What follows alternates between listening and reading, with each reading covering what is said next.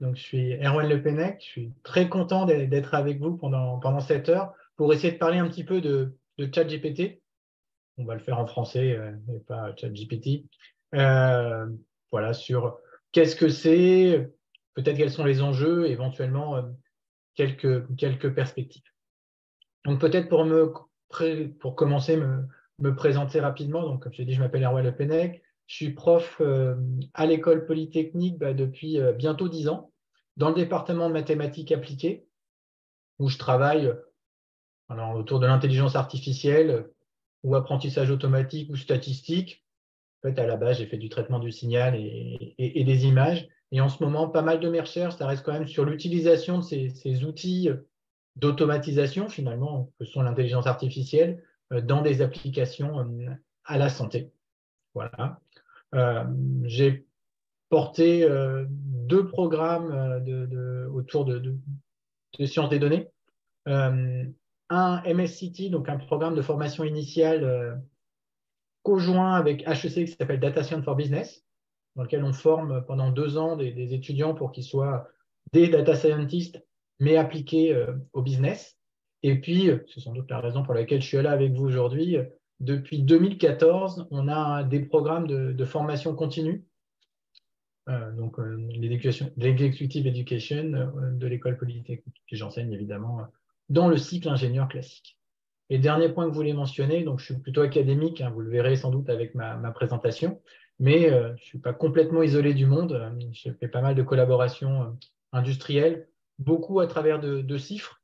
C'est un très bon mécanisme pour travailler avec en particulier des grands groupes, et puis à travers des financements de type BPI pour des startups. Et j'ai aussi eu la chance de travailler avec deux startups que j'ai pu cofonder. Une, il y a bientôt 20 ans, il y a plus de 20 ans, NetItWave. Et puis Sonio, qui a été fondé par un de mes étudiants il y a maintenant bientôt 3 ans. Voilà. Et puis du coaching pour les startups qui sont incubées chez nous, Alix. Donc, aujourd'hui, on va essayer de parler de ChatGPT. Alors, vous voyez qu'il y a pas mal de questions dans les titres. Qu'est-ce que c'est ChatGPT? Un petit peu comment ça marche? Quelles sont ses limites? Et puis, si on a du temps à la fin, on va parler un petit peu de ce qui se passe d'autre. J'aimerais quand même vous laisser du temps pour des questions à la fin. Vous verrez que je suis assez bavard. Donc, pour ça, on a un petit dispositif que vous pouvez utiliser sur Zoom. Vous avez peut-être un question-réponse dans les petites icônes que vous voyez. N'hésitez pas à mettre des questions au fur et à mesure. J'essaierai de les consulter en temps direct, donc pour m'adapter et rajouter des précisions ou les garder pour la fin. C'est plus agréable comme ça, voilà, d'avoir une vision des types de questions et de pouvoir y répondre de manière groupée à la fin. On est pas loin de 80, donc c'est un petit peu trop pour que chacun puisse poser sa question en direct. Donc, je vous propose de commencer, essayer de voir rapidement, hein, finalement, qu'est-ce que c'est que ce ChatGPT. J'aimerais bien qu'on se met au moins 20 minutes de questions là. Donc, on pourrait se dire, bah voilà, il n'y a qu'à poser la question à ChatGPT lui-même, et c'est ce qui a été fait des milliers de fois. Donc, vous savez que ce ChatGPT dont on parle énormément, je viens d'avoir un trou de mémoire sur la date exacte, les événements allant trop vite, mais on est là sur novembre dernier pour la dernière version, euh, qui est ce chatbot, cet outil dans lequel on peut discuter et qui nous fournit des réponses. Donc, on est vraiment dans un outil qui nous donne l'impression au moins de dialoguer avec une machine. Je pense que vous avez tous joué avec lui. Sinon, je vous invite à le faire ou avec les variantes chez Microsoft avec Bing. Vous tapez du texte, vous appuyez sur Entrée et ChatGPT ou Bing vont vous répondre en continuant finalement le texte qui a été commencé par une réponse, par une nouvelle question, par une réponse à la question, et on a une véritable impression d'interagir avec quelque chose, une machine, avec une intelligence artificielle. C'est relativement impressionnant. Euh, à quoi ça peut servir? Bah, là encore, je pense que c'est des choses que vous avez en tête, hein. C'est peut-être un premier usage, ça peut être un remplaçant des moteurs de recherche.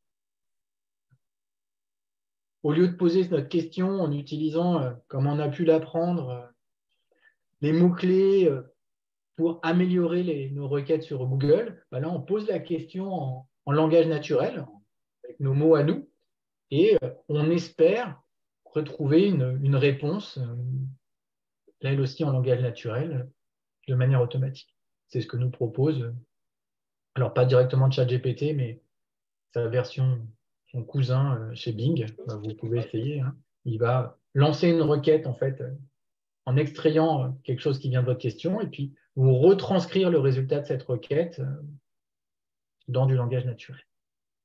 C'est aussi un truc qui va nous changer un petit peu la vie du côté, sans doute, éducation, formation, euh, puisque vous avez un tuteur à qui vous pouvez poser des questions,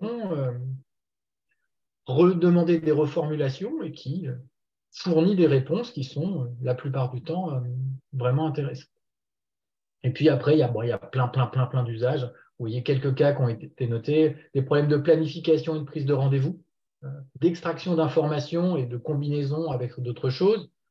Beaucoup d'utilisation pour la génération de code, pas forcément avec ChatGPT, mais avec ce qui est en dessous. Voilà. Et puis après ça, on peut jouer avec. Pour l'instant, il y a pas mal d'applications autour de ça. Mais en réalité, hein, on voit que ce genre d'outil qui nous répond à nos questions, qui complète des textes qu'on propose, ça a des applications partout, hein. On passe notre temps à se poser des questions, à avoir des réponses, à avoir des problèmes de transcription d'une formulation en langage naturel à une formulation peut-être sous forme de code. Je suis sûr que vous avez vu des démos où on décrit ce qu'on veut faire à ChatGPT et il vous fournit du code que vous pouvez utiliser directement. Donc voilà, plein d'usages sur cette nouvelle manière d'interagir avec des machines, cette manière d'interagir beaucoup plus efficace que ce qui existait auparavant. Question-réponse, ou question-réponse précision, ou question-interaction, dialogue véritablement avec la machine. Et peut-être ce qui a le plus surpris dans ces modèles-là, et ce qui est le plus impressionnant, hein, c'est la capacité à faire des choses pour lesquelles on n'a pas été entraîné, dans lesquelles on a l'impression qu'on n'a pas enseigné à la machine à le faire. C'était encore aujourd'hui, hein, sur Twitter, il y avait, je crois que c'était un homme politique américain qui disait qu'il était ultra impressionné parce que ChatGPT savait faire de la chimie alors qu'on ne lui a jamais enseigné à faire de la chimie. Et c'est vrai, hein, que vous pouvez donner des ordres finalement à ChatGPT et il va le faire alors que, on verra plus tard, hein, on ne lui a jamais appris à réaliser des tâches, mais à faire quelque chose qui est au fond beaucoup plus bas niveau. Les exemples qui sont donnés ici, je vais essayer de mettre mon petit pointeur laser, qui sont par ici. Donc, c'est des exemples dans lesquels on guide l'ordinateur en lui disant soit un ordre, traduis-moi de l'anglais au français, soit en lui disant un ordre et quelques exemples, puisque a priori ça a l'air d'aider, soit en donnant pas mal d'exemples. Et ce qui a été observé, c'est que plus on lui donnait d'exemples, plus il était capable de fournir des réponses de qualité. Pour revenir, hein, sur une comparaison par rapport à autre chose, c'est très différent de ce qui a pu être fait dans l'apprentissage automatique traditionnel, dans lequel, pour chaque tâche, chaque fois qu'il y a quelque chose de nouveau à faire, ben, il faut s'entraîner, il faut guider la machine. Là, on est dans un cas de figure où, de manière presque magique, vous pouvez faire faire à la machine quasiment ce que vous voulez, pourvu que vous lui donniez les bonnes instructions pour le faire, soit par des guides, soit par des exemples, et ensuite il va relativement bien s'en sortir. Alors, vous allez me dire, ouais, vous êtes en train de parler de ChatGPT, c'est déjà dépassé, c'est semi-vrai. Vous avez peut-être vu qu'il y a une compétition incroyable autour de ces outils-là. Ce mois de mars a été hallucinant, j'ai envie de dire, puisque en moins d'un mois, on a eu les 4 plus grands acteurs du numérique, peut-être, Google, Facebook, et derrière GPT, finalement, se cache pas mal Microsoft, avec sa collaboration forte avec OpenAI, qui ont proposé des améliorations majeures de cet outil qui était déjà lui-même peut-être une amélioration majeure de ce qui pouvait exister 6 mois auparavant. Donc effectivement, ChatGPT, quand il a été introduit, il utilisait un moteur en dessous là, qui s'appelait GPT 3.5, qui a depuis été remplacé par GPT 4. Si vous allez du côté de Bing, en réalité, vous interagissez aussi avec un GPT, et en ce moment, celui avec lequel vous interagissez, c'est a priori le GPT 4. Et puis, si vous allez chez Google, si vous avez l'accès, vous pourrez avoir le même genre d'expérience avec leur chatbot à eux qui s'appelle Bard. Du côté Facebook, une situation un petit peu différente. Plutôt que de vous donner l'accès à l'outil, on est plutôt encore du côté recherche. Ils ont expliqué comment le faire et ils mettent à disposition le chatbot dans le monde de la recherche. On peut tester des choses. Et on peut se battre sur la qualité des différents modèles, mais on est dans des méthodologies qui sont similaires et des résultats qui sont similaires, même si ce n'est pas exactement les mêmes. Donc, ce qui peut être intéressant, c'est de discuter un petit peu comment ça fonctionne et qu'est-ce qui est un petit peu dans le moteur, de manière à peut-être démystifier la présentation que j'ai faite précédemment, qui est un petit peu magique. Vous voyez, vous tapez quelque chose et en retour, vous avez des réponses, vous avez des prolongations de votre texte. Et ce qui va être au fond crucial en dessous, c'est cette brique là qui s'appelle le moteur de langage, le modèle de langage, pardon, qui est le moteur de calcul qui va prendre en entrée du texte et qui va vous sortir quelque chose. Alors, nous, ce qu'on va voir, c'est le texte de sortie, mais à l'intérieur, et c'est ça qui va être important, on va avoir une manière de faire du calcul sur du texte, puisque vous savez qu'un ordinateur, c'est quelque chose de stupide, hein. Ça ne sait rien faire d'autre que du calcul. Et donc, il faut qu'on arrive à faire du calcul sur du texte pour arriver à répondre aux questions. Et une question qui se pose, et encore une fois, la réponse n'est pas claire, c'est ce qu'on a observé, c'est chatbots, en tout cas c'est une version récente des chatbots, est-ce que c'est vraiment de l'intelligence artificielle ou est-ce que ce sont des perroquets artificiels? Donc, est-ce que ces objets qui en apparence nous donnent des réponses, en apparence font du raisonnement, est-ce qu'ils le font vraiment? Ou est-ce que c'est quelque chose qui est plutôt de l'ordre du perroquet, qui reproduit des choses qu'il a vues sans réelle compréhension? Alors pourquoi on est dans ce cadre-là? Parce que ces objets, ces chatbots, n'ont jamais été réellement entraînés pour répondre à nos questions. En réalité, ils ont été entraînés majoritairement pour reproduire le discours humain, pour reproduire les textes qu'on peut trouver sur Internet.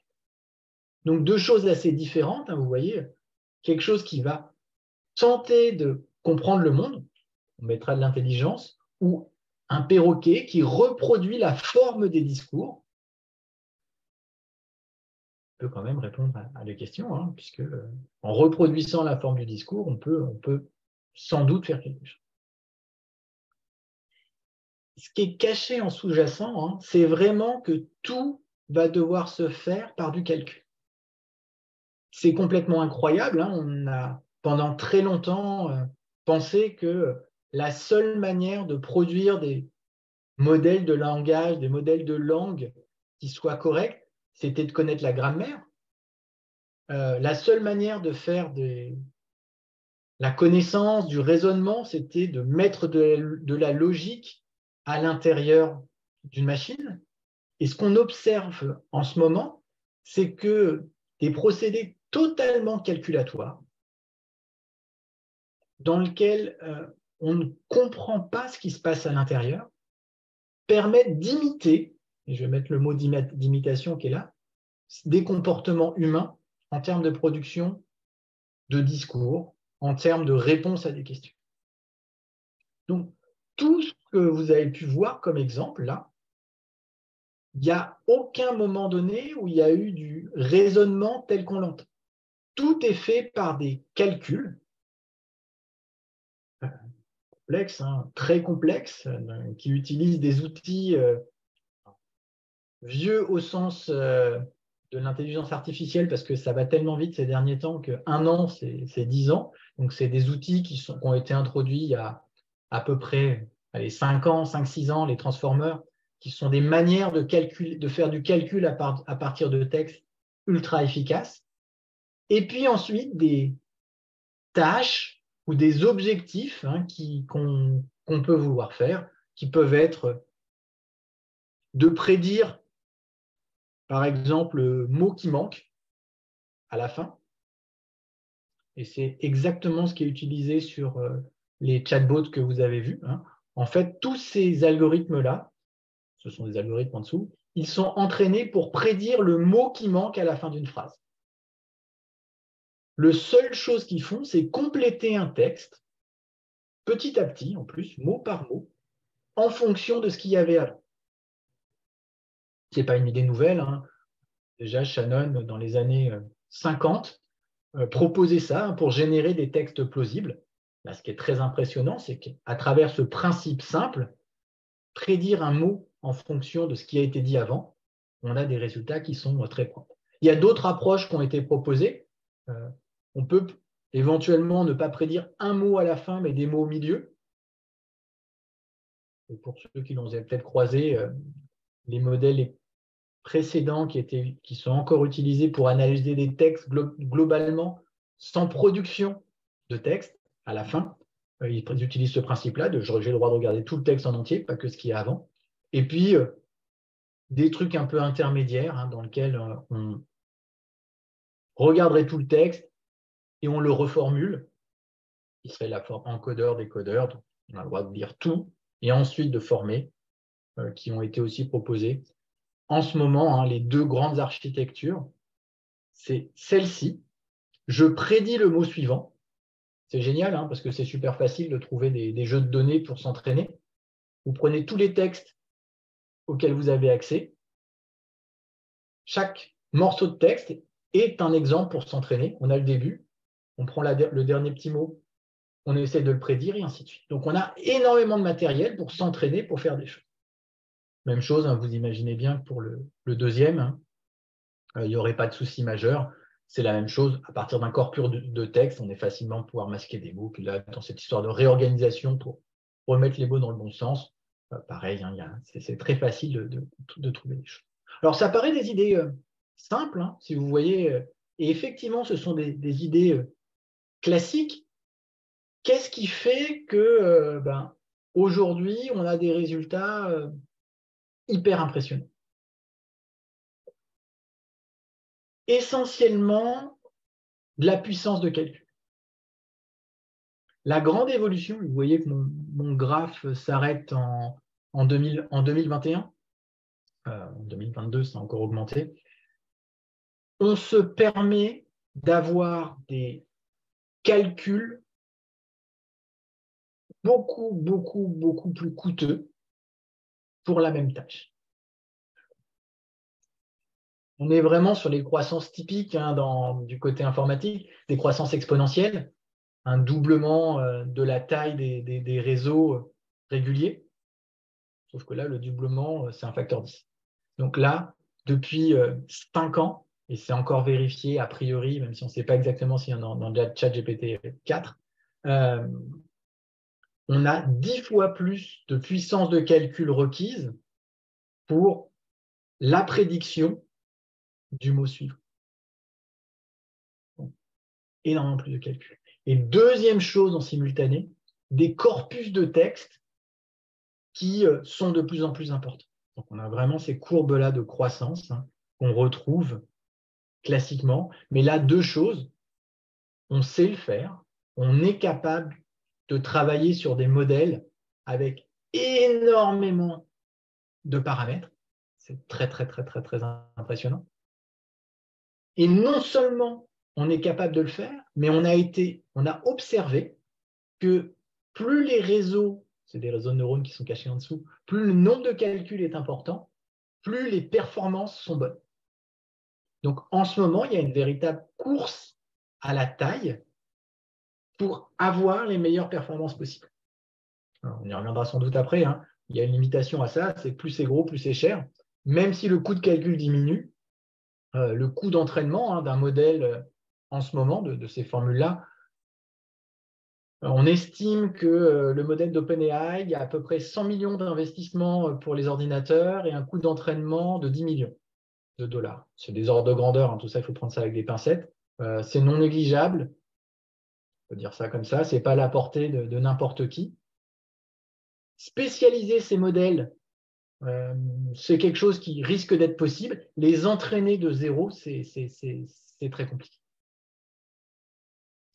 Alors pourquoi je dis ça puisque ce qui a été peut-être une des évolutions cachées de ces dernières années, c'est de dire la tâche que j'ai présentée précédemment, qui est de prédire le mot suivant, ça marche pas mal, mais on peut faire un peu mieux. Et les modèles qu'on utilise, c'est ChatGPT ou c'est Bing, c'est pas GPT tout court. GPT, ils sont vraiment prévus pour prédire le mot suivant. Dans le cas de ChatGPT, on veut faire autre chose. On veut, au passage, avoir les réponses les plus plaisantes pour des humains. Et donc, on va rajouter une deuxième couche, mais elle beaucoup moins chère, de spécialisation du modèle en fonction de retours humains. Donc là, le slide qui est là présente ce qui a été fait pour ChatGPT, la version précédente, la version utilisant GPT-4. On ne sait pas ce qu'ils ont fait puisque ce n'est pas documenté. Donc, ils ont fait tourner une première version. Ils ont demandé à des humains souvent mal payés dans des pays du Sud de classer les réponses. Et ensuite, ils ont essayé de se débrouiller pour que le modèle produise plutôt des réponses du type de ceux qui plaisaient, du type de ceux qui respectaient les règles prescrites par OpenAI que les autres. Mais on est à la marge par rapport au gros travail d'entraînement. Pour vous donner des ordres de grandeur, encore une fois, c'est vraiment des ordres de grandeur. Si le modèle de base coûtait des millions de dollars, la spécialisation, on est plutôt à la dizaine de milliers de dollars. Donc, on n'est vraiment pas du tout dans le même ordre de grandeur, une fois que les données sont là pour spécialiser. Donc ça, c'est le deuxième petit truc, c'est qu'on a maintenant de la spécialisation. Il y a aussi des grands acteurs, je ne vais pas donner le nom d'IBM, mais qui va lui proposer des spécialisations des modèles sur vos données spécifiques pour s'adapter à la manière de parler de votre établissement ou de votre entreprise, de votre branche, et ainsi de suite. Alors, est-ce que c'est parfait? Non. Non, ça vous avez sans doute pu aussi l'observer. Ça marche plutôt très bien, mais c'est loin d'être parfait. Là, c'est un exemple. Alors, je crois qu'il est plus vrai qu'il est sur la toute dernière version, ça a été corrigé, mais vous voyez qu'il peut se planter complètement sur des tâches qui nous paraissent simples. Combien il y a de lettres dans un mot? Il n'y arrive pas. Il n'y arrive pas parce que voilà, comme on ne sait pas ce qu'il sait faire, on tombe parfois sur des tâches qui sont difficiles. D'autres limitations qui sont assez fortes, c'est que pour le même problème, suivant la manière dont on lui pose la question, la réponse peut être différente. Donc là, c'est un petit problème de calcul dans lequel voilà, quelqu'un qui donne des coups de poing à une certaine vitesse, qui se bat pendant 5 fois 4 minutes, combien il a donné de coups de poing. Vous voyez que si vous lui posez la question directement, il donne une réponse. Et si vous lui posez la question de manière un petit peu différente, en lui disant « Ah bah tiens, pour la réponse, pense étape par étape », il va faire une autre complétion et cette fois-ci, il va arriver au bon résultat. C'est très déstabilisant, puisqu'on n'a pas l'impression que lui dire « pense étape par étape », ce soit une grande aide. Et pourtant, ça change tout sur la suite naturelle du texte. L'une conduit à la bonne réponse, la deuxième. Donc ça, c'est une grosse limitation. On a encore un combat très fort pour savoir comment parler à la machine pour qu'elle effectue bien les tâches. Il y a eu des petites expériences rigolotes là, ces derniers temps où on avait un modèle qui donnait des meilleures réponses quand on lui disait qu'il devait répondre à des sommités de la recherche, à Yann Lequin par exemple. Il avait l'air de donner des meilleures réponses que quand on ne lui donnait pas cette indication-là. Aucune explication du pourquoi. Et bien, on est vraiment dans la science expérimentale. Qu'est-ce qu'on peut faire et comment on peut améliorer les choses. Alors, ce ne serait pas grave si la machine ne se trompait pas. Mais le problème, c'est que comme vous l'avez vu, elle peut se tromper. Et elle se trompe avec un aplomb digne du meilleur bullshitter a pu être. Donc voilà, vous lui posez une question qui n'a pas de sens et il va faire une réponse qui est grammaticalement parfaite. Voilà. France n'a jamais donné la tour une tour de TV à Vinus. Et en plus, il peut argumenter en expliquant pourquoi il l'a fait. Vous voyez en plus des petites subtilités sur l'indépendance de l'Union soviétique, de la Lituanie en 1980, ce qui n'est pas totalement correct. Donc là, on est dans quelque chose dans lequel on a une production de texte qui est raisonnable en sens visuel, mais dans lequel le fond peut être faux. Pourquoi? Parce qu'il n'a jamais été entraîné pour dire la vérité, il a été entraîné pour reproduire ce qu'il a pu voir à l'extérieur. Et donc, sur une question donnée, s'il n'y a pas de feedback extérieur, on peut se tromper. Vous avez peut-être pu utiliser Bing. Si vous utilisez Bing, en fait, quand vous posez une question, il va faire la requête par son moteur de recherche et il va utiliser un contexte supplémentaire qui vous cache, qui est le contenu des pages web qu'il a pu requêter pour éviter ce genre de choses-là. Parce que si effectivement il y a un bout de texte dans lequel il lit qu'il n'y a pas eu de tour de Vénus donné par la France, qu'elle est donnée par quelqu'un d'autre, il a plus de chances de donner une bonne réponse par la suite. Donc là, on a vraiment une difficulté, c'est qu'on a une absence de contrôle sur la qualité des réponses. Et encore plus gênant, les réponses qui peuvent être proposées n'ont pas de notion d'éthique, c'est une notion purement de complétion. Et là, il y a eu une expérience qui a été faite, qui a été de demander d'écrire une fonction qui détermine si on est un bon scientifique ou pas en fonction de la race et du genre, question typiquement nord-américaine. Et la réponse qui a été proposée, on peut la considérer comme un petit peu problématique. Voilà, si vous êtes blanc et un mâle, vous êtes bon, et si vous êtes autre chose, vous n'êtes pas un bon scientifique. Pourquoi cette complétion? On n'en a aucune idée. La magie, c'est que c'est déjà une fonction Python presque correcte. Il y a un petit problème d'indentation là, mais je me demande si ce n'est pas à la capture. Mais voilà, c'est sans doute pas quelque chose qu'on veut montrer au public et qui a été, vous le savez sans doute, une des raisons pour laquelle pour laquelle Google a freiné sur la mise à disposition de son chatbot. Ils avaient énormément peur d'être exposés d'un point de vue éthique par rapport aux réponses de leur chatbot. OpenAI, qui était une petite entreprise, entre guillemets, sans passif, s'est permis beaucoup plus facilement de mettre en avant son chatbot. Je vois que le temps tourne et si on veut rester du temps pour les questions, je voudrais juste m'arrêter là sur les chatbots. Je suis sûr qu'on aura plein de questions par la suite. Peut-être dire qu'est-ce qui peut se passer d'autre en ce moment, et vous verrez qu'on va aller très vite. En fait, j'aurais pu raconter à peu près la même histoire autour de la génération d'images. Donc l'image qui est là, c'est effectivement une image qui a été générée par un ordinateur à partir de justement de la phrase stochastic parrot, qui est le perroquet aléatoire dont j'ai mentionné précédemment. Donc, vous avez peut-être joué avec ces outils-là, hein, qui prennent en entrée du texte et qui produisent une image. La technique sous-jacente n'est pas exactement la même que celle qu'on a pu présenter, hein, mais l'esprit est le même. Faire des correspondances entre du texte et des images.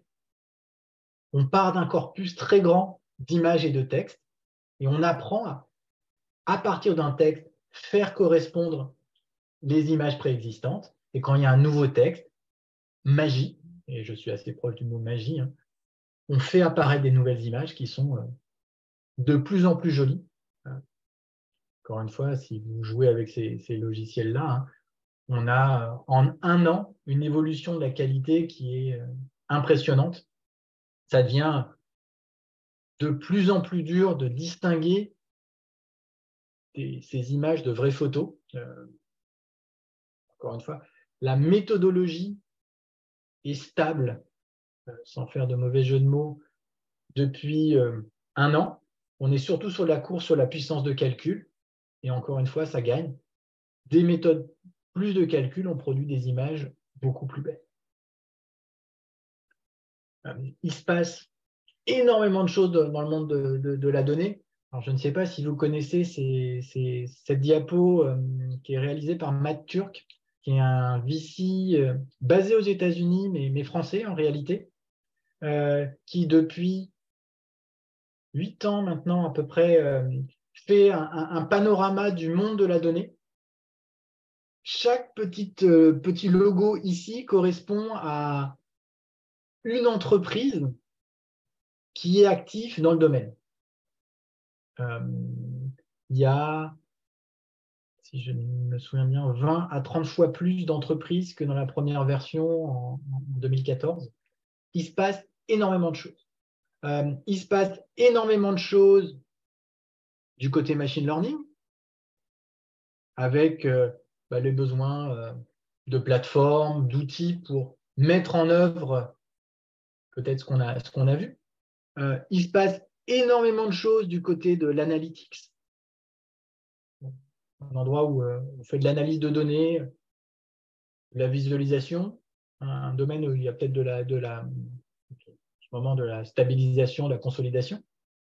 Et puis, au-delà de ce cœur technologique, hein, on voit des choses incroyables, j'ai envie de dire du côté produit. ChatGPT, maintenant, c'est un produit. La preuve, hein,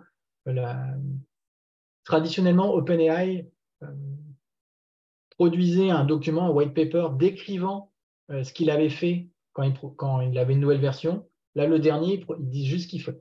Donc, c'est un produit qui est mis à disposition, qu'on peut essayer, sur lequel on peut jouer, qui peut servir pour quelque chose. On peut payer hein, sans trop de difficultés pour avoir accès à l'interface. Du côté infrastructure aussi, il y a énormément de choses qui se passent. Vous imaginez bien les besoins de calcul, les besoins de puissance de calcul, de stockage de données pour faire quelque chose. Donc, on aurait pu passer une heure complète hein, sur cette chose. Pour finir sur ce thème, peut-être une petite question. Mon focus comme souvent. Hop. Sur évolution, révolution. On est vraiment à la frontière. D'un point de vue technique, j'ai envie de dire que ce qui se passe aujourd'hui, c'est une évolution presque prévisible, je veux dire, sur la technologie sur les 5 dernières années. Il n'y a pas de surprise majeure sur les techniques qui sont utilisées. Il y a une surprise assez forte sur la qualité des résultats obtenus. Ça, c'était difficilement prévisible. Maintenant, est-ce que ça va avoir une révolution, en particulier en termes de ces applications? C'est une vraie interrogation. J'espère qu'on aura le temps d'en discuter un petit peu ensemble. Pour moi, on est un petit peu dans la position du véhicule autonome en 2015. En 2015, on était persuadé que le véhicule autonome, c'était pour l'année prochaine. Et il y a eu des petites difficultés techniques qui font que peut-être le véhicule autonome, c'est pour cette année. Encore une fois, il commence à y avoir des expériences un peu plus fortes de vrais véhicules autonomes circulés sur la côte ouest des États-Unis.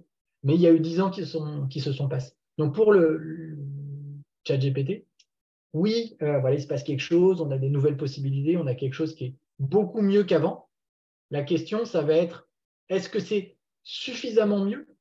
Est-ce qu'on va pouvoir le contrôler? Et est-ce que le coût ne va pas être trop important? Pour le moment, par la suite, on verra. Donc voilà ce que je voulais vous raconter d'un point de vue scientifique. Et avant de passer du temps aux questions, donc n'hésitez pas à poser des questions. J'en ai déjà une pour l'instant dans les questions-réponses. Je vais passer 2 minutes pour vous présenter une activité qui est peut-être méconnue de l'école polytechnique, qui est sa partie formation continue. Donc, l'école polytechnique, elle a toujours ses piliers enseignement, recherche. Elle a un lien très fort avec l'industrie au sens large. Et une manière de combiner ces trois piliers, c'est la formation continue. Et donc, l'école polytechnique a une branche formation continue qui s'appelle l'école polytechnique Executive Education, qui existe sous cette forme depuis 2014 ou 2015, si j'ai un doute, qui propose des formations autour des 3 thèmes. Une partie tech, nouvelles technologies numériques, ingénierie et sciences, et puis des parties plus soft skills, associées beaucoup à la conduite du changement, à travers soit le leadership et le management, et la transformation et l'innovation. Donc, c'est des formations qui sont en œuvre depuis un certain temps avec plein de formats, diplômants, certifiants, programmes courts, sur mesure, ou des missions spécifiques. Puis juste pour vous donner des petits noms de ce qu'on fait. Donc moi, j'ai eu la chance de participer à la création du Data Science Starter Programme autour de la science des données, mais on a des formations en cybersécurité, dans la blockchain, dans les systèmes d'information, et ainsi de suite. Donc, si ça vous intéresse, n'hésitez pas à venir nous voir. On a des programmes de base et puis des programmes plus avancés. Alors, j'ai dit beaucoup jeux sur cette partie-là, mais en réalité, ce sont des programmes de formation qu'on a co-construits avec le Michel Vazirgianis, qui est du côté du département d'informatique. Donc ça, c'était une jolie construction qu'on a pu avoir dans ces dernières années. Donc, il est temps maintenant de passer aux questions. Je vais essayer de les prendre, alors de les faire à peu près dans l'ordre ou pas, ou pas dans l'ordre. Ouais. Donc, une première question sur les perspectives de régulation sur les sujets de l'IA générative. Alors là, on est toujours dans cette difficulté de la course-poursuite entre la technique et le politique.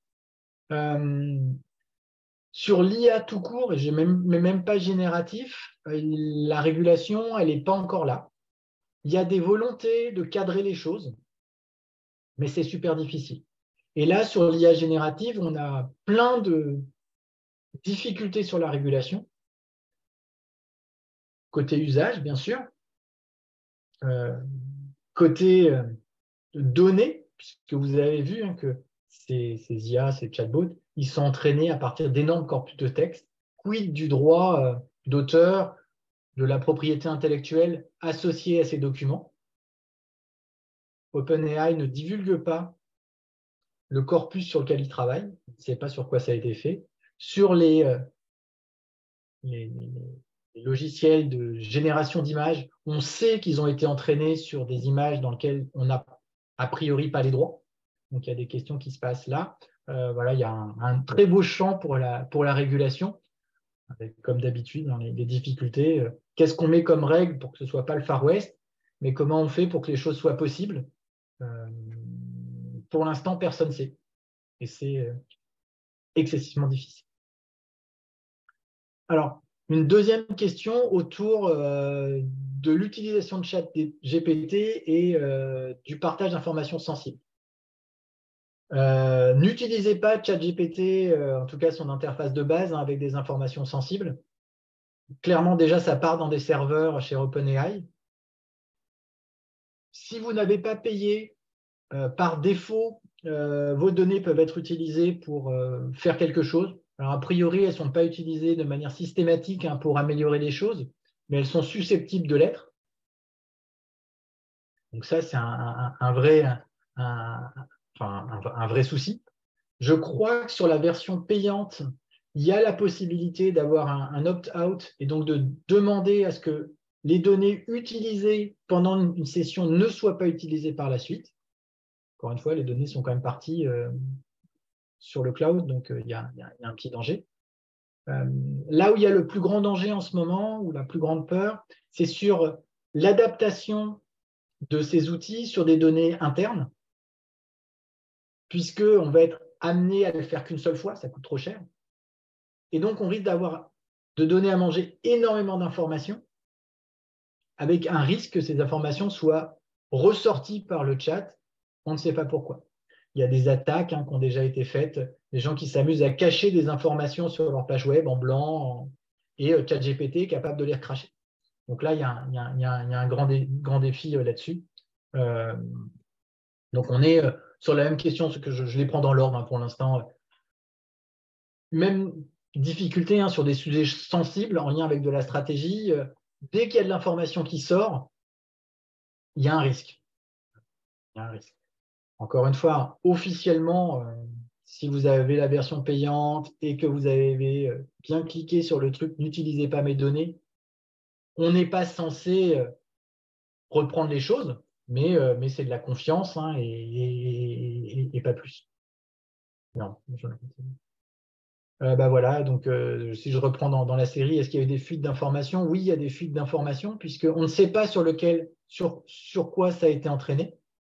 Donc, il est vraisemblable que dans le flot d'informations qui a été entraîné, il y ait des informations confidentielles. Souvent, tout est fait pour les nettoyer en amont de l'entraînement, mais ce n'est pas forcément réussi.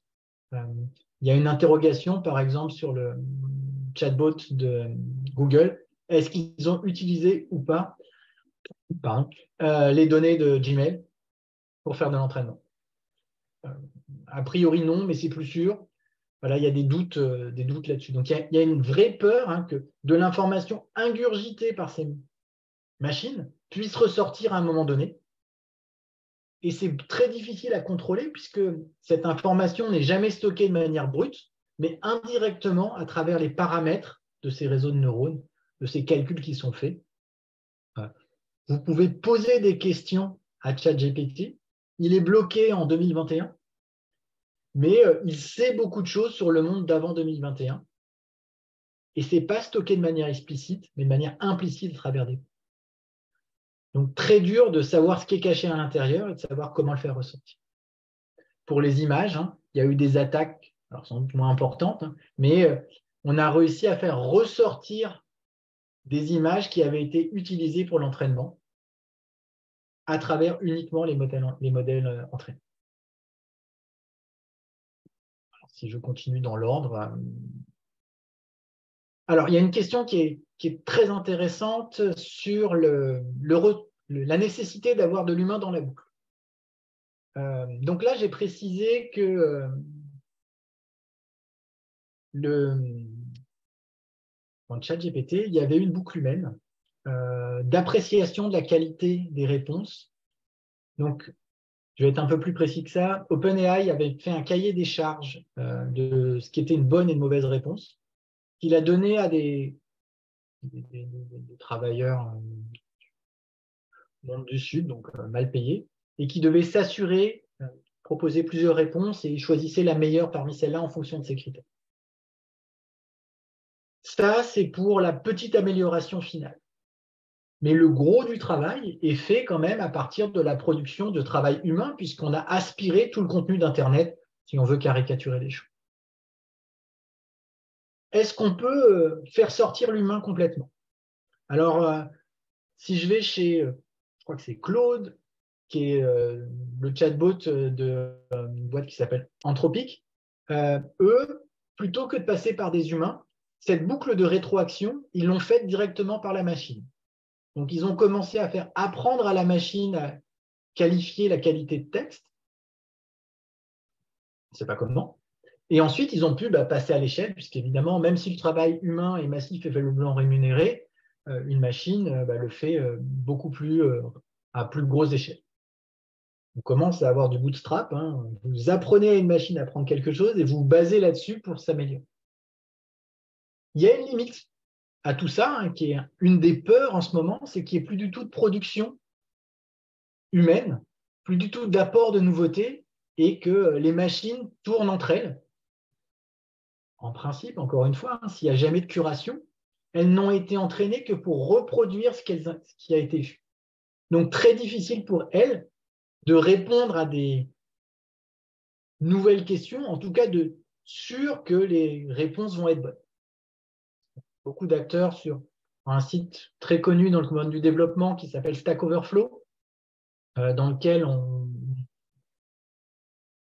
il y a la collaboration, du co-développement de code, se pose la question si ce site, qui est une des sites les plus utilisés pour les références en tant de bonnes pratiques de code et de bonnes idées de développement, s'il disparaît, puisque l'essentiel des gens vont interagir avec le chatbot, il n'y a plus de feedback, on ne sait plus si les réponses sont bonnes ou pas bonnes, comment on va faire la prochaine génération des chatbots. Donc, beaucoup de questions autour de ça. Hein. Qu'est-ce qu'il faut faire? Comment on fait pour maintenir de l'activité humaine, pour quand même produire de l'expertise qui éventuellement sera imitée de manière systématique par les humains. Encore une fois, hein, c'est une problématique que vous avez peut-être déjà croisée du côté santé. Ça ressemble un petit peu. Ça fait 5-10 ans qu'on dit que les radiologistes vont être remplacés par des IA. La frontière est mouvante parce que c'est pas si simple que ça, parce que voilà, il y a encore besoin de créativité. Je veux dire le mot créativité ou d'inventivité humaine pour gérer des cas un petit peu compliqués.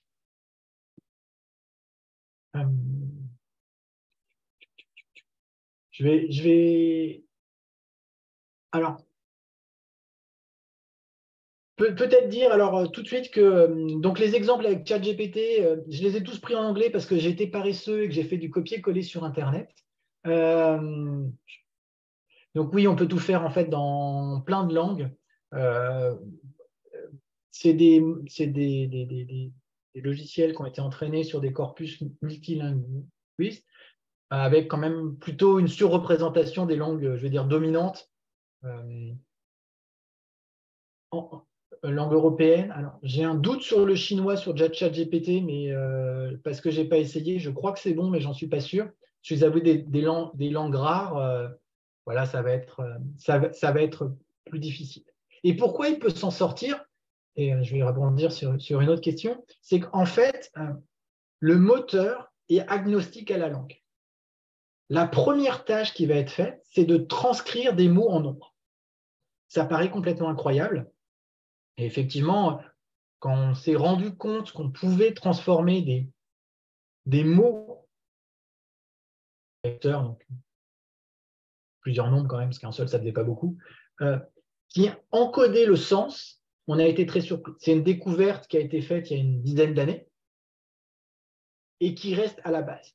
Alors, comment on fait? Et c'est là qu'est la magie du deep learning. En fait, on lui dit, trouve-moi la meilleure manière d'associer à chaque mot un nombre pour que ça marche bien. Et de manière totalement incroyable, si les corpus sont suffisamment grands, il va vous trouver un code associé à chaque mot. Alors, vous sentez peut-être là que je vous arnaque quelque part parce qu'il y a trop de mots. Il y a des noms propres, il y en a dans tous les sens.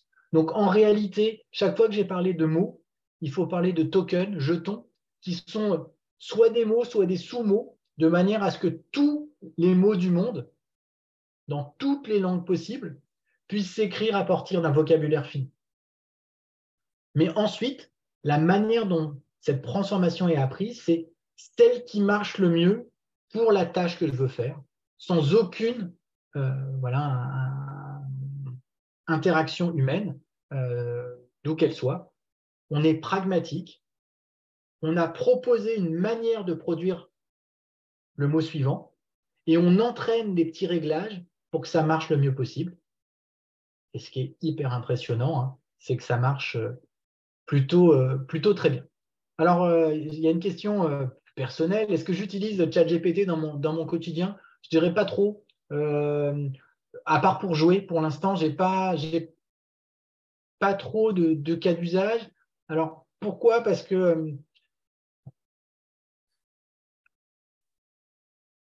alors je vais dire que j'ai fait mon chat GPT moi-même sur les lettres de recommandation, sur ces choses-là qui seraient assez systématiques. J'ai mon modèle et finalement, chat GPT me propose des choses assez similaires à ce que j'aurais pu faire.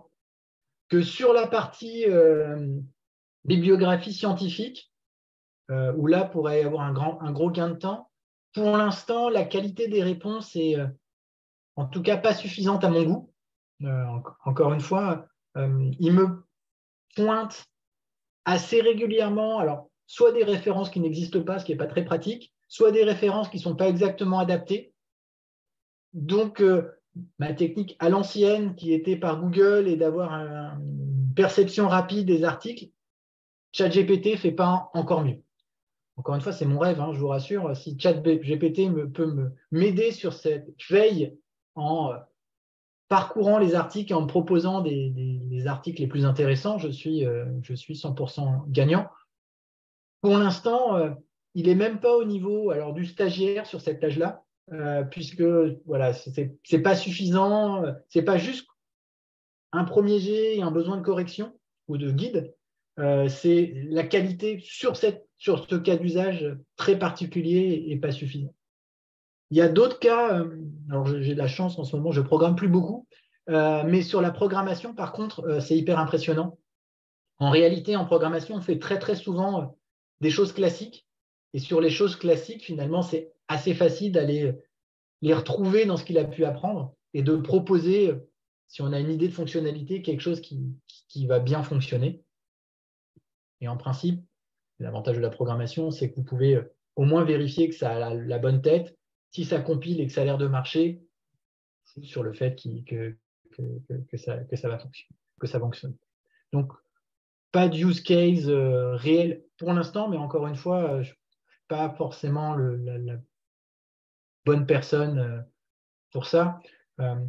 Moi, j'ai l'impression qu'en ce moment, les cas d'usage, c'est accélération de la programmation. Ça avait déjà commencé avec GitHub Copilot qui suggère des complétions de programmes. Beaucoup de gens qui font, c'est quoi, c'est copywriting, l'idée de faire du texte à partir de quelques phrases. Ça, ChatGPT est très très bon pour faire ça. Du prototypage aussi qui peut être voilà, des accélérations. En tout cas, là, je ne l'ai peut-être pas assez dit, mais moi, ce que j'espère, c'est que ce truc-là, ce soit quelque chose qui puisse nous aider. C'est un outil hyper puissant quand même pour accélérer des choses, à voir comment on va pouvoir le. Alors, je vois une question sur les librairies. On en a encore pas mal de petites questions. Si ça vous va, moi, je peux déborder un petit peu. Alors, la difficulté, c'est sur les librairies, il y en a. Hein, vous pouvez aller chez Hugging Face. Je n'ai pas d'action chez eux, hein, mais qui est une entreprise cofondée par des X qui met à disposition des modules autour de ça. Donc, on peut tous les trouver. La seule difficulté, c'est que vous avez intérêt à avoir une bonne carte graphique, une très très bonne, pour utiliser les modèles les plus puissants. Il y a des versions simplifiées qui existent, et pour les utiliser, mais c'est déprimant, hein, c'est aussi simple que je télécharge le poids et ça marche. Donc, on a un accès à la technologie qui est formidable. Alors,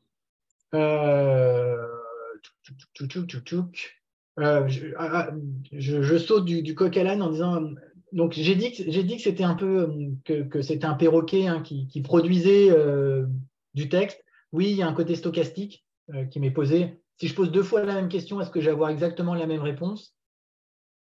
Alors, oui, si vous réglez un paramètre qui s'appelle la température à 0, qui va à chaque fois prédire exactement le mot le plus probable, et non par défaut, dans lequel il y a un peu de stochasticité, un peu de hasard, qui font qu'on peut dévier par rapport à la réponse uniquement la plus probable.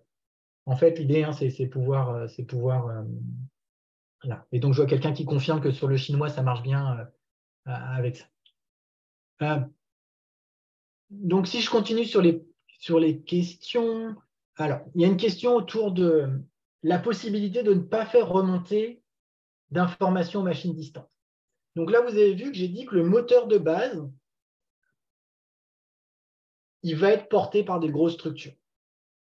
Grosses structures qui sont en ce moment Google, Facebook, OpenAI, donc quasiment Microsoft, quelques startups à la version californienne, donc ont tout de suite reçu des millions de dollars de financement, mais une petite entité n'est pas capable de le faire tout seul. On peut avoir des principes de fédération. Il y a une expérience qui a été faite sur des ordinateurs qu'on traînait sur le plateau qui s'appelle Bloom, d'entraînement d'un modèle de ce type-là de manière commune avec un réseau de neurones qui est mis à disposition de tout le monde. Ça, c'est une possibilité. Et ensuite, et c'est ce qui semble être le plus intéressant, c'est on a une possibilité d'améliorer les choses localement.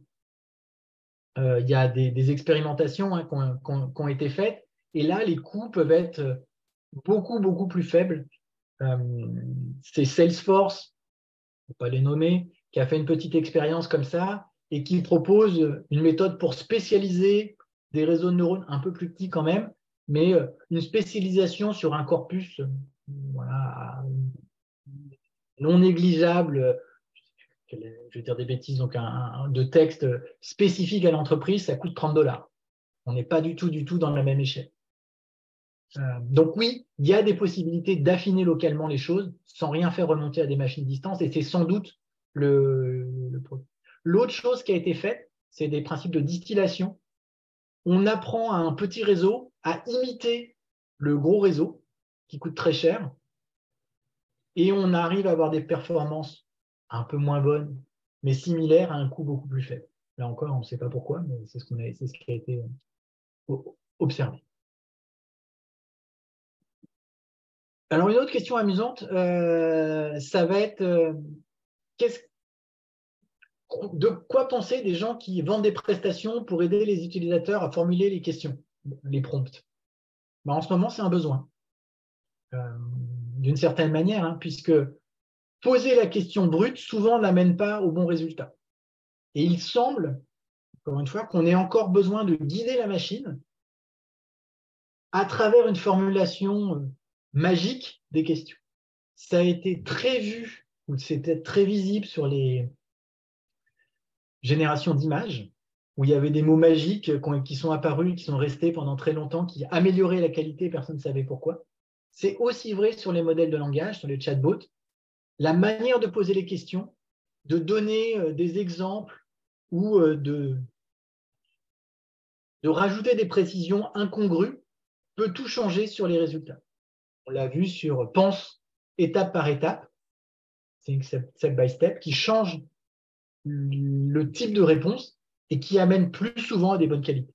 Donc oui, je pense qu'en ce moment, encore une fois, je ne présage pas de la qualité des formations des gens qui apprennent à poser les bonnes questions, mais il y a un savoir-faire qui traîne autour de l'utilisation de ces modèles. Ce qui est difficile, c'est que quand on passe à la version suivante, souvent les techniques, il faut les réapprendre, mais il y a une difficulté autour de ça.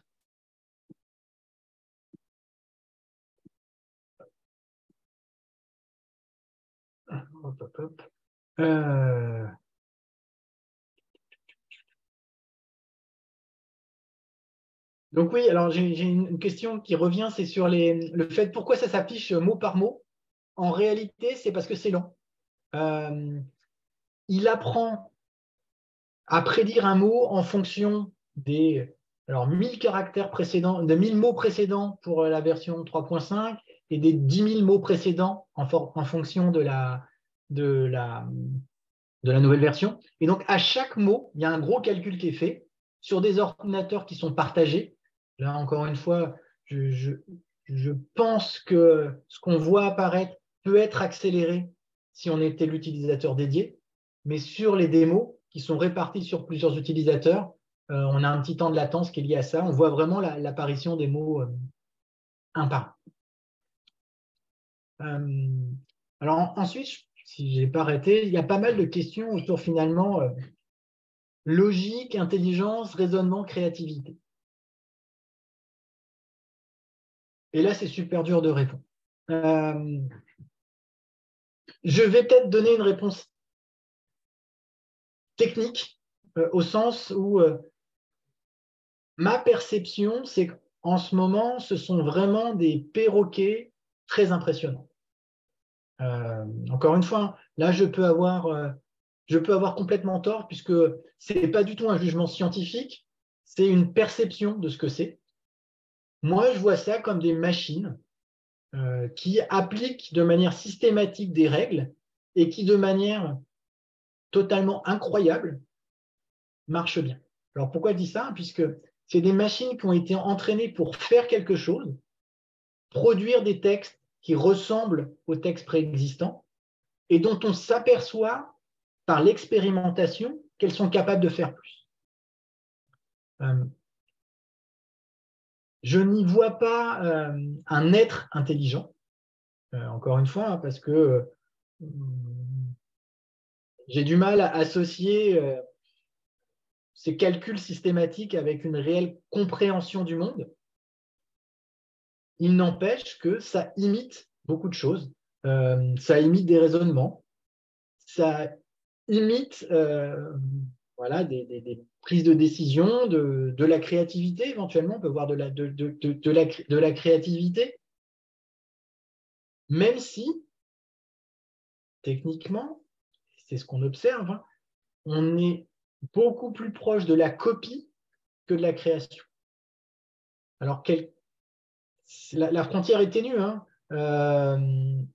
Un exemple, hein, peut-être, c'est OpenAI sur sa dernière version, s'est vanté d'être extrêmement bon sur les concours de code informatique, de programmation.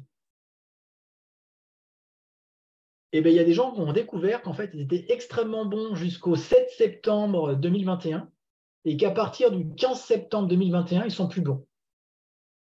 Et en réalité, c'est parce que dans les données d'apprentissage, ils avaient tous les tests, les concours jusque septembre 2021, ensuite ils les ont plus. Donc, ce qui a été vu comme un truc de raisonnement, en réalité, c'était un truc de copier-coller. Dans le même temps, hein, on est capable de trouver des cas d'usage ou des exemples dans lesquels, a priori, ce n'est pas quelque chose qui était dans la base d'entraînement.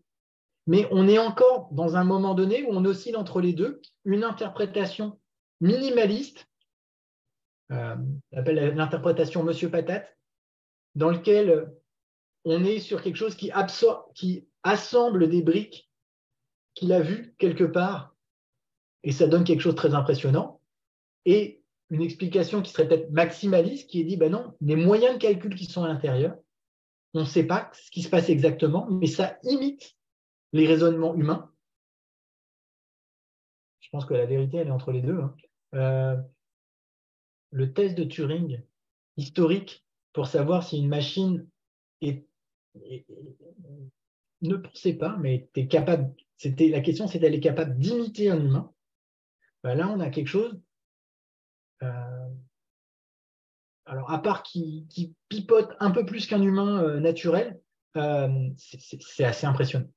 Voilà. Donc, je ne serais pas capable de répondre à la question est-ce que c'est logique, est-ce que c'est du jugement, est-ce que c'est du résultat de calcul.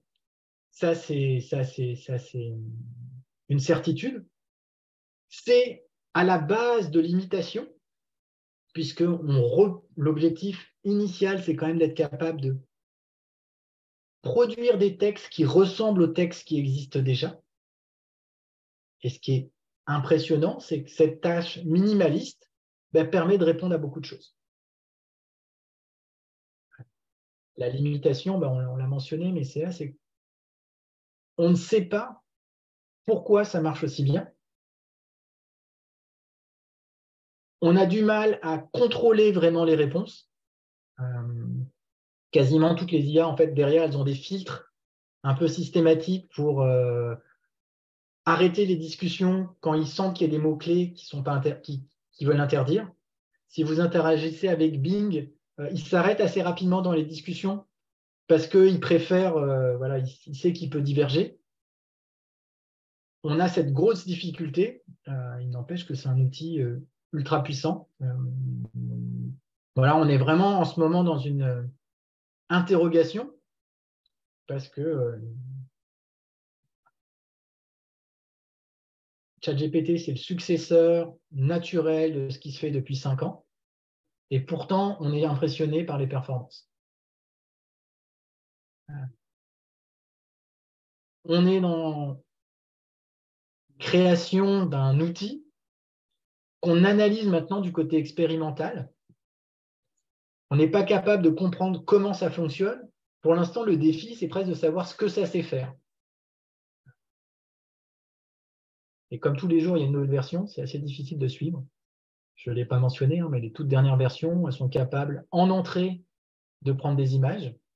Pourquoi? Parce qu'en fait, les images, elles sont encodées sous la forme de chiffres, et donc ils vont essayer de faire du calcul dessus. Et ils sont capables aussi, pour certains, de se coupler avec les logiciels de production d'images et de vous proposer des dessins. Voilà, je vais voir si j'ai à peu près fait le tour des questions qui étaient en suspens. Je crois que c'est à peu près bon. Encore une fois, si j'ai raté quelque chose, je suis totalement désolé. Je vois 2 questions que je n'avais pas vues sur l'auto-entraînement. La limite de l'auto-entraînement, c'est que si on n'a pas de feedback, il va tourner en rond. Il a appris à générer les textes d'une certaine manière. Si on lui apprend à se reproduire lui-même, il ne pourra pas progresser. Donc, il y a forcément besoin d'informations complémentaires, d'éducation de l'IA en corrigeant ses réponses. Et c'est ce qui se passe, hein, c'est feedback humain pour guider la machine, non pas vers quelque chose qui ressemble, mais quelque chose qui en plus est de bonne qualité, qui sont un des défis. Le bon côté, ça veut dire que nous, on a encore un travail. Alors, c'est peut-être celui de curation qui n'est pas celui le plus passionnant, hein, mais il faudra quand même des experts pour être capable de juger de la qualité des réponses.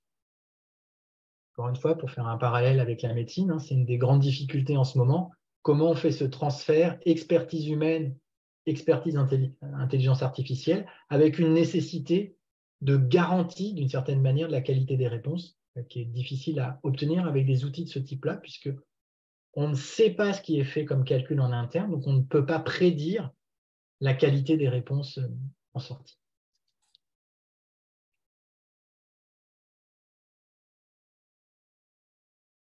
Je vérifie si je suis à peu près bon. Je crois que j'ai fait à peu près le tour des questions, y compris les petites dernières de la fin. Moi, il ne va plus qu'à me rester à vous souhaiter une bonne fin de journée, même un début de soirée, on peut dire ça comme ça. Si vous avez des questions, n'hésitez pas à revenir vers moi. Alors, je vois que comme très souvent, j'ai habilement pas mis de coordonnées pour me retrouver. Vous pouvez utiliser un moteur de recherche classique. Si vous mettez en one Le Pennec, Polytechnique, normalement, vous devriez trouver sur ma page web. Sur cette page-là, je ne cache pas mon nom et je ne cache pas mon adresse mail. Donc, n'hésitez pas à m'envoyer un petit message si vous avez des questions. Et donc, je vous remercie pour votre patience, pour les super questions qu'on a pu avoir. Et puis, je vous souhaite une bonne soirée et puis peut-être à tout bientôt à travers un mail ou en vrai.